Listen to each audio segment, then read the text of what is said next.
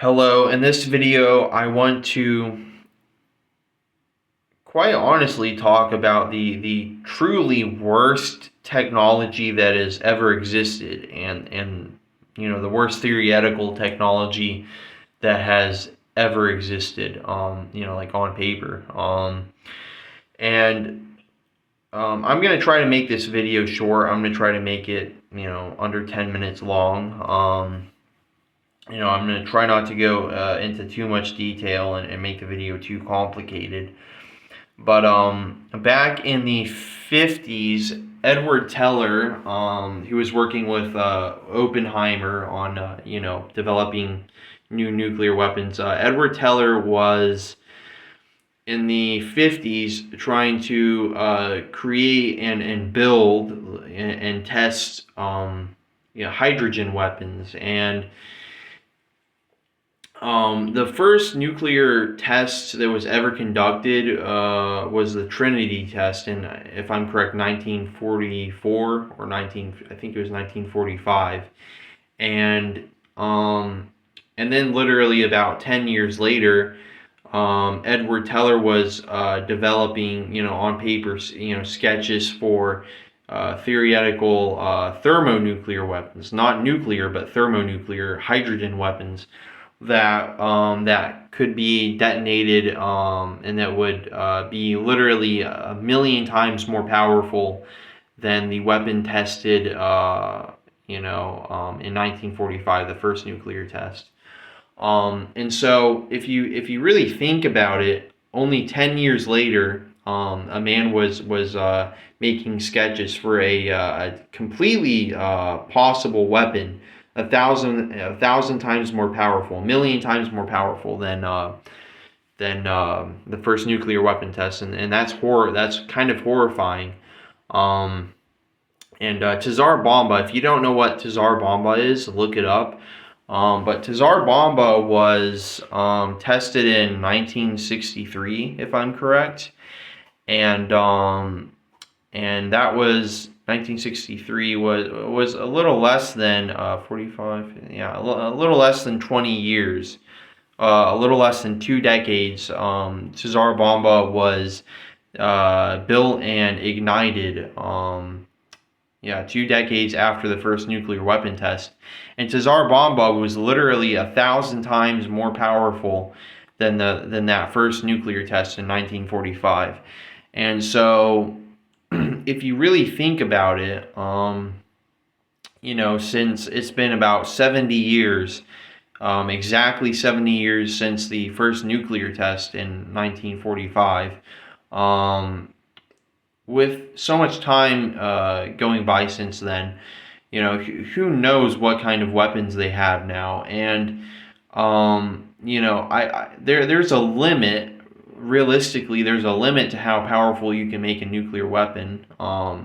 If given like the size and the materials and the technology used, it's like you could always make a more advanced computer, than the ones that currently exist, if you just make it bigger, right? You just add more parts and make it bigger.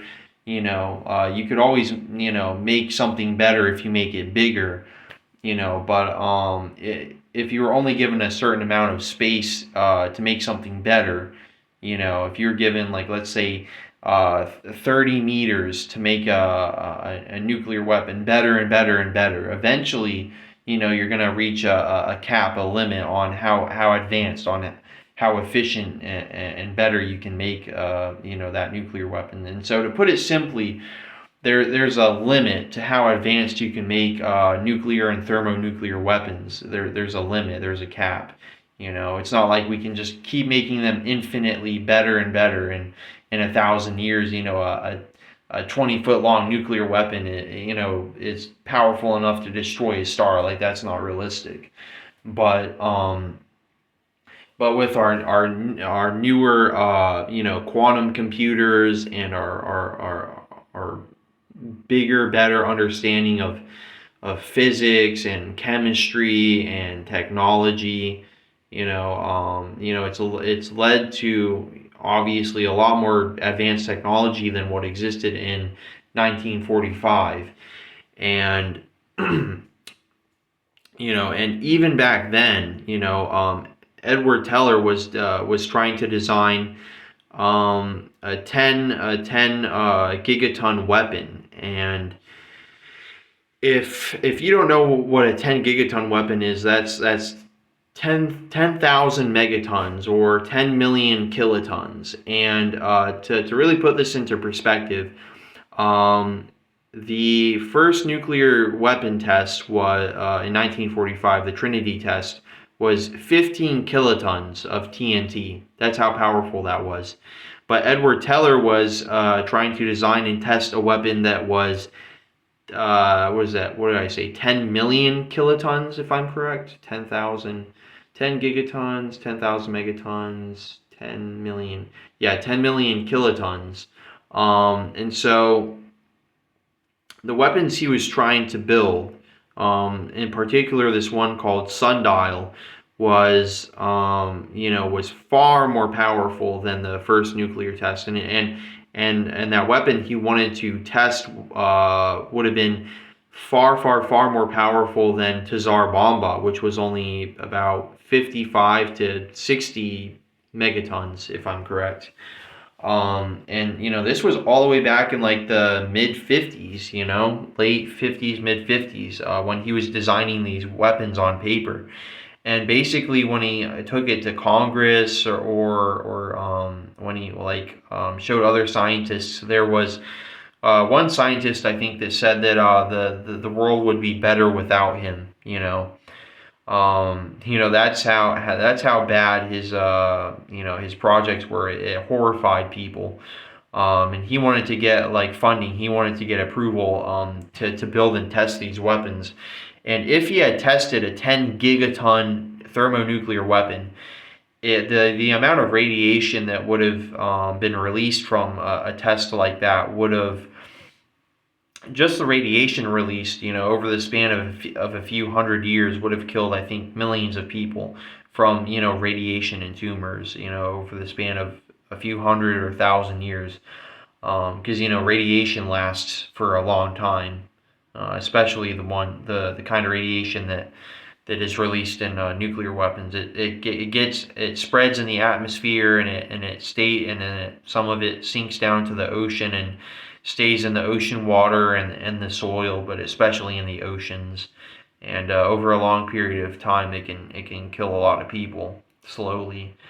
And so, just testing this weapon, a sundial weapon, he wanted to create that. That would have been bad enough, but used in warfare, I mean, who knows? Who could imagine what sort of damage and death it would cause? And so, that's pretty bad. But with it being 2025, I'm quite sure that the scientists have figured out all sorts of brilliant ways to make new thermonuclear weapons way more powerful than anything that's ever been created before. And I don't think it's likely that that any government in the world has any weapons that are thousands of times more powerful than the sundial theoretical weapon. But I think that they might have weapons out there that are dozens of times more powerful, or hundreds of times more powerful.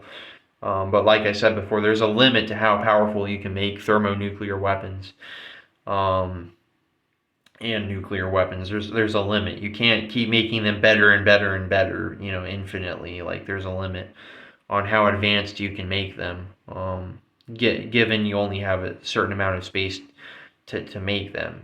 We could always make a nuclear weapon that's the size of the sun, and obviously that would be way more powerful than any weapon we've ever used. But that's just because you're making it bigger. But can you make it better if you also try to make it smaller, or the same size as previous ones from decades ago or centuries ago? There's a limit to how powerful you can make a nuclear weapon. But I do believe that perhaps the same types of weapons that Edward Teller was designing I do believe they may exist. Some of these weapons may exist in the world. They might be stashed in facilities by some governments.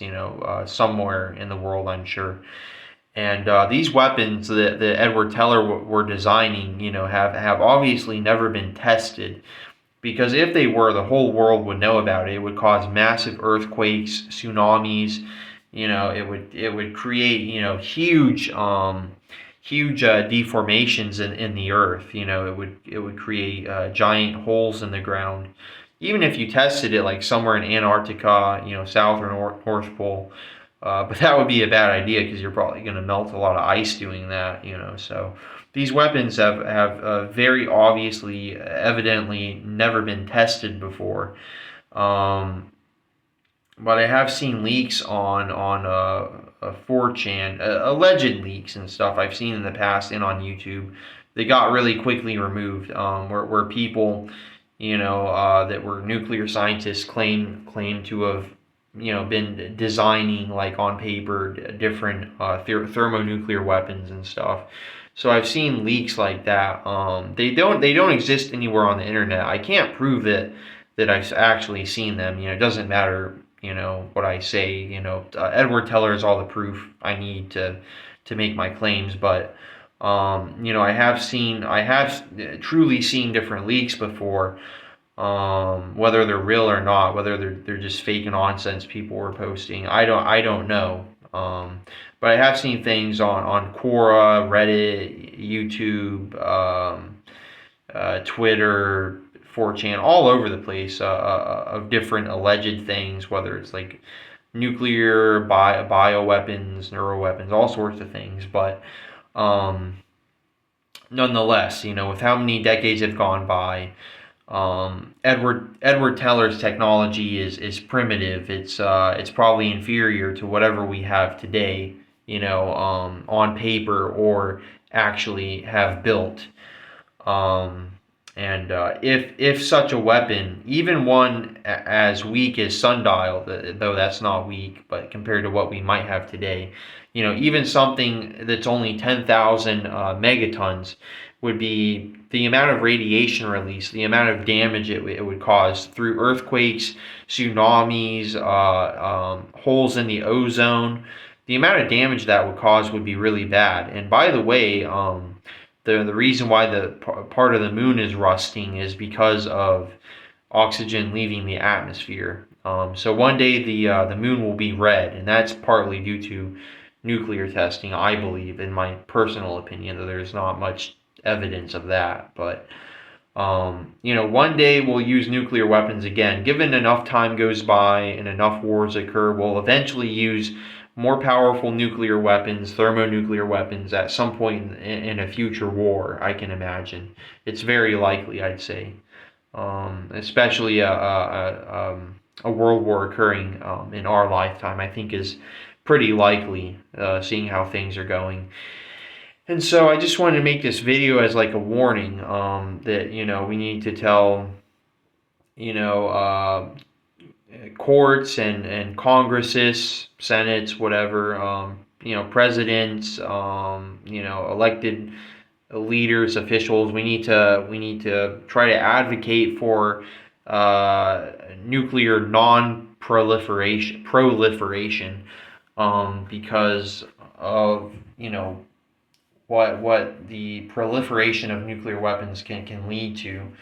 Because I mean we've seen photos and we've seen videos and we've read articles about and books about Hiroshima and Nagasaki and the damage that caused, but nobody's ever experienced a nuclear, thermonuclear, or subatomic weapon, that's millions or billions of megatons or kilotons, of explosive power. No one's ever experienced anything like that being detonated, in the world before. There's never been anything that powerful exploding in the world, other than something like Chicxulub, that meteorite that, or asteroid that killed the dinosaurs, allegedly. Super volcanoes are almost on the same level as the sundial test. But if I'm correct, I actually think super volcanoes are more explosive. But subatomic weapons are a whole new field of topic, and it's a lot of scientists have talked about fundamental subatomic particles not being capable of being split, not being capable of being utilized in weapons technology. But I mean, who knows? Who knows what sort of technology we have today that's way worse than what existed in the past that the public knows about. And what we know about is probably far from everything that there is today.